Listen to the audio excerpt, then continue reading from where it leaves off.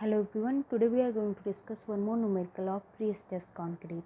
Our question is, a pre-stressed concrete beam with cross section area this one 12 meter long carries a live load of this one in additional to self load. Means live load भी है and self load को भी हमें consider करना है.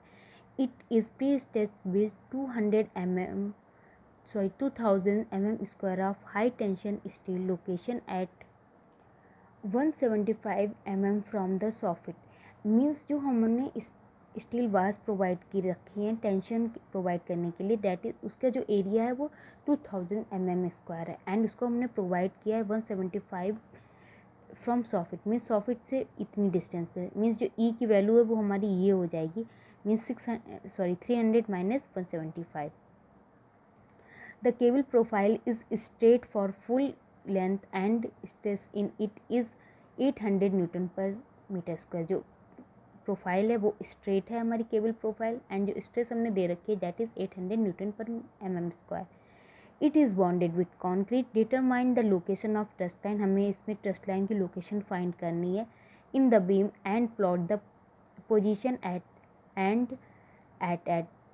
Mid and हमें दे रखा है जो ES upon EC equal to M means modulus होता है, उसकी वैल्यू 6 दे रखी है. हमें यहाँ पे मॉडुलर रेशियो 6 दे रखा है एंड जो हम इसको ड्रॉ कर लेते हैं कुछ इस टाइप से होगा. 300 इंटू 600 क्रॉस सेक्शन होगा एंड जो लेंथ दे रखी है हमें दैट इज़ 12. ये पूरी लेंथ होगी वो 12 मीटर होगी. सो क्वेश्चन इस टाइप का क्वेश्चन हम पहले भी सॉल्व कर चुके हैं, बट इस बार हमें इस क्वेश्चन को पी लाइन कॉन्सेप्ट से सॉल्व करना है और उसको उसमें थ्रस्ट लाइन हमें दिखानी है कि थ्रस्ट लाइन कहाँ पे प्रोवाइड होगी.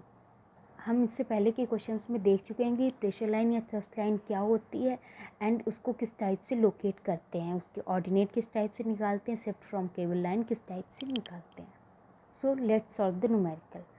When the effect of modular ratio is taken into account, that is when the deduction due to the whole is not made, a transformed area equivalent to m-1 AST shall be taken into account. ज़्यादातर questions में हमें modular ratio नहीं दे रखा होता है, इसलिए जो हम डिडक्शन होता है स्टील वॉस के द्वारा उनको हम कंसीडर नहीं करते थे.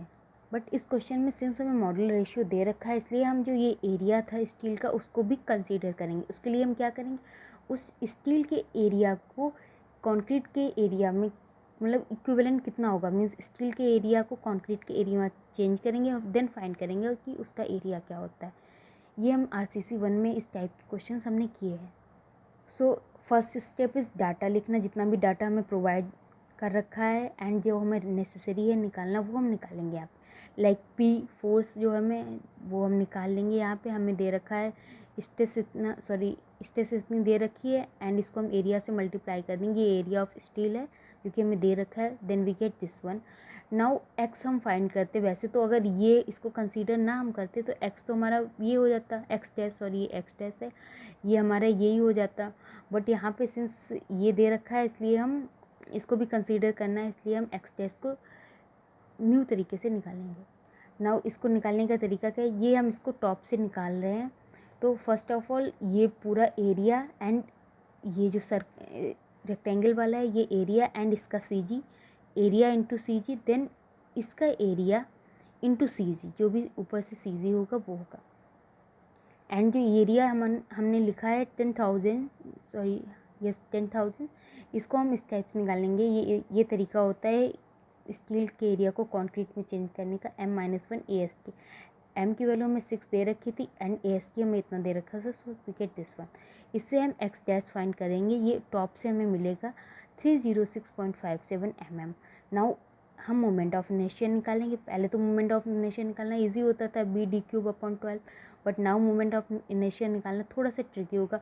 हम पहले इस सेक्शन का एरिया यहाँ पे निकालेंगे, देन इस सेक्शन जो ये नीचे वाला सेक्शन इसका यहाँ पे निकालेंगे, देन इस एरिया का जो मूवमेंट होगा वो इसके अक्रॉस निकालेंगे. ये निकालने का तरीका क्या होता है, इसका एरिया इंटू डिस्टेंस का स्क्वायर, जो ये इसके बीच की डिस्टेंस है उसका square. And for this one b/d³/3 हो जाता है हमारा. सो सारी वैल्यूज़ को पुट करेंगे, we get moment of inertia this one. Now E कितना होगा हमारा वो निकालना है। ऊपर से डिस्टेंस इतनी है तो नीचे से डिस्टेंस क्या हो जाएगी 293.43 होगी, ठीक है। यहाँ से नीचे से जो डिस्टेंस होगी हमारी सी जी की, एंड ई निकालनी है हमें, तो ये वैल्यू जो दे रखी है 100 फीट से इसको माइनस कर देंगे, then we get value of eccentricity that is 118.43। तो हमारा जो नया सी जी होगा वो कहीं यहाँ पे होगा, एंड फिर जो ई होगा वो हमारा इतना हो जाएगा, that is 118.43। Now dead load निकाल लेते हैं बीम का, एरिया इनटू कंक्रीट का unit weight, we get this one. Live load हमें दे रखा है तो टोटल लोड हमारा कितना हो जाएगा 16.32, इन दोनों को ऐड कर देंगे।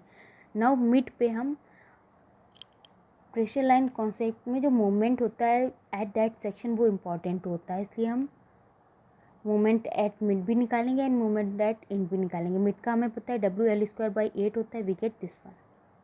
एंड जो एंड पे मोमेंट होता है वो 0 होता है, इसलिए उसको निकालने की ज़रूरत नहीं है। नाउ सेकेंड, पहला स्टेप है कि जितना भी डाटा है वो लिख लेते हैं। सेकेंड स्टेप होता है लोकेशन ऑफ प्रेशर लाइन। हम प्रेशर लाइन की लोकेशन फाइंड करते हैं, उसके लिए सबसे पहले ऑर्डिनेट फाइंड करते हैं। मिड पॉइंट पे ऑर्डिनेट का फॉर्मूला A/P होगा, A मिड पॉइंट वाला रखेंगे, हमने फाइंड किया था यहाँ पे दिस वन। सो इसको पुट करेंगे, P की वैल्यू में दे रखी है, वी गेट दिस वन, ठीक है। ये ऑर्डिनेट हो गया है हमारा at mid point, and at end it is 0। So अब हम प्रेशर लाइन को हम ड्रॉ कर सकते हैं। ये हमारी बीम है, ये हमें टेंडन प्रोवाइड कर दे रखी है, हमें पता है स्ट्रेट टेंडन हमें दे रखी है। देन अब हमने जो प्रेशर लाइन का ऑर्डिनेट निकाला है वो एट मिड पे जो निकाला है, मिड से ऊपर की तरफ को जो निकाला है वो 183 है, 183.6, एंड एट एंड ये 0 होता है। इसको हम जब ड्रॉ करेंगे तो ये हम मान के हमें पता होता है कि ये पैराबोलिक प्रोफाइल है, इसलिए हम इसको पैराबोलिक प्रोफाइल बनाएंगे। बिकॉज ये जो मूवमेंट होता है वो पैराबोलिक होता है, as the variation of M is parabolic and the cable is straight. ये पैराबोलिक होता है, हमें मूवमेंट जो दे रखा होता है। Thrust line centricity will be parabolic, इसलिए जो ये हमारा पैराबोलिक है एंड ये जो केबल है वो स्ट्रेट है, इसलिए जो थ्रस्ट लाइन की सेंट्रिसिटी होगी वो भी पैराबोलिक ही होगी।